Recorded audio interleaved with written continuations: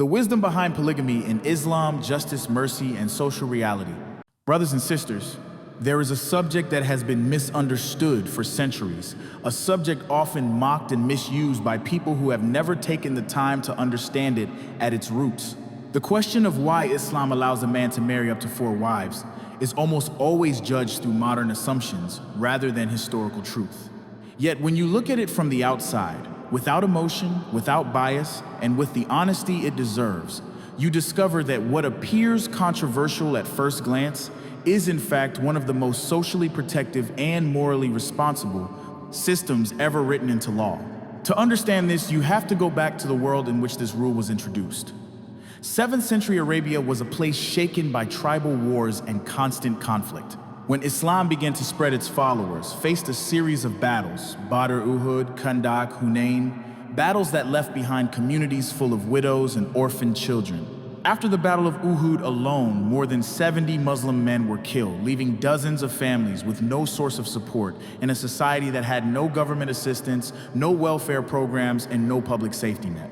In that world, a woman without protection was at risk of starvation, abuse, or even enslavement.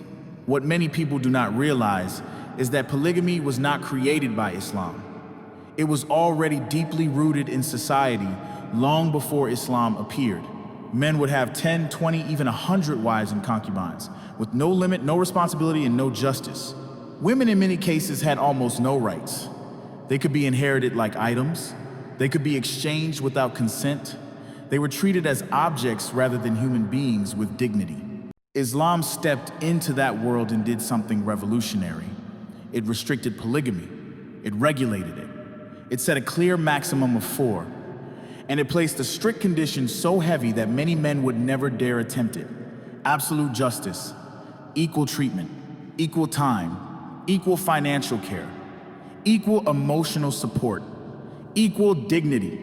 The permission for multiple wives appears in the Qur'an immediately after verses speaking about caring for widows and orphans.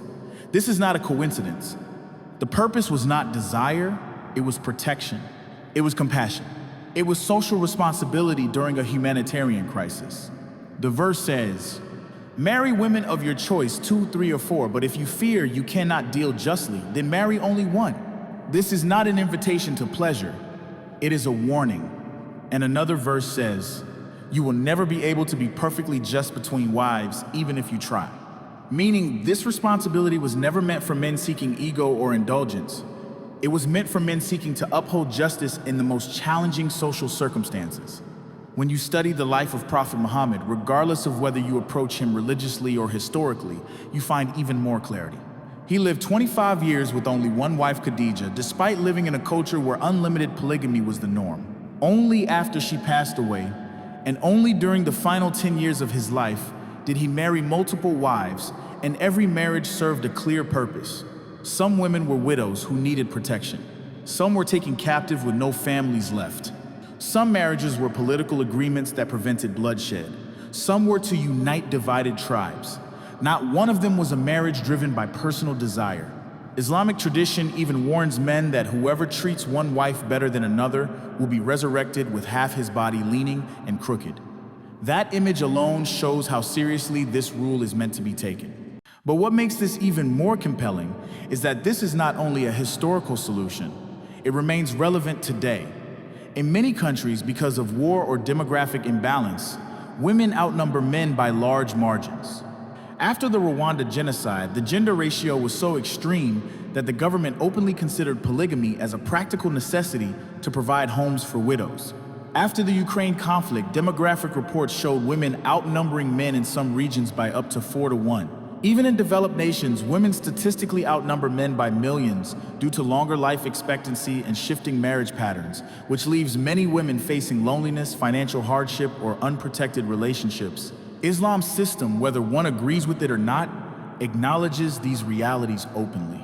It offers a transparent, responsible framework for relationships instead of hidden affairs, instead of abandoned children, instead of unprotected women. It creates structure, accountability, and dignity. And it must be said clearly, women in Islam cannot be forced into this arrangement. They can refuse. They can add a condition in their marriage contract to prohibit it entirely. They can seek divorce if they are treated unfairly. They have rights that many ancient societies and even many modern societies did not give their women until very recently.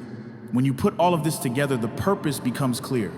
Polygamy in Islam is not a reward for men. It is a test of fairness, a test of justice, a test of character and responsibility. It is a humanitarian solution created in a time of crisis and still relevant in many parts of the world today. It is a model that aims to prevent secret relationships, broken families, exploitation, and the suffering of vulnerable women and children. You do not have to be a Muslim to recognize the depth of its wisdom. You only need to be fair enough to see the context and honest enough to acknowledge the reality. And now the heart of it all. Look at the world around us. Look at the wars, the displacement, the widows, the orphans, the single mothers struggling alone. Look at the millions of women whose lives would be different if there were systems designed to protect them instead of systems designed to judge them. Look at the children who grow up without support because society refuses to face uncomfortable truths. Islam looked at that suffering and made a law not to indulge desire, but to save families, to stop women from being abandoned, to give children a home, to turn pain into protection, to turn vulnerability into security. The world mocks a rule it never bothered to understand. Yet the purpose behind that rule was mercy for those with no one left to defend them. And perhaps the most powerful truth is this: the things people ridicule most are often the things they understand the least. And the things they understand the least are often the ones created to protect the people no one else was thinking about. When you finally see the real picture without bias, without stereotypes, and without noise, you realize something simple and deeply human. This rule was never about men having more. It was about women losing less. It was about children being abandoned less. It was about society breaking less. It was about compassion in a world that had forgotten compassion. And that is the wisdom behind a law so misunderstood yet so rooted in mercy that you cannot help but feel its truth once you finally understand it.